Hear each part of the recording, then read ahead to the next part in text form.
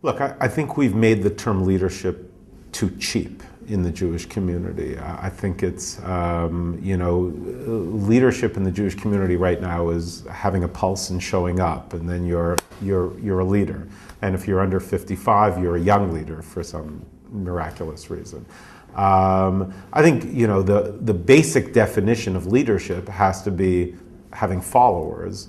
So I think we have to start using the term differently because I think we're devaluing it.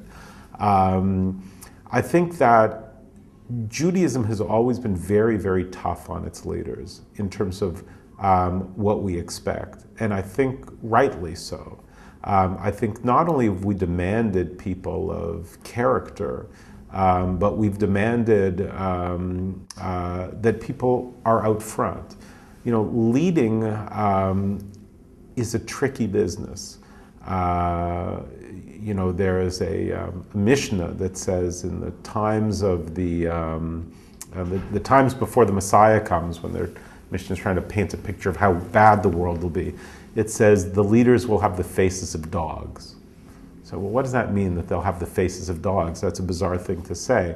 So, one commentator explains it and says, if you look at someone walking their dog down the street, right?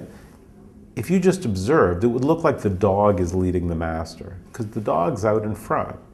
But if you watch closely, you see that the dog is always looking back to make sure that the master is still behind him.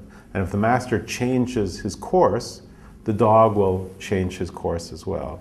So the commentator is saying, well, that's what leadership is going to look like. It's going to be so bad that the people will look like leaders because they're out in front, but really they're just looking over their shoulder to make sure that the people are following them and adjusting course to wherever the people are already going.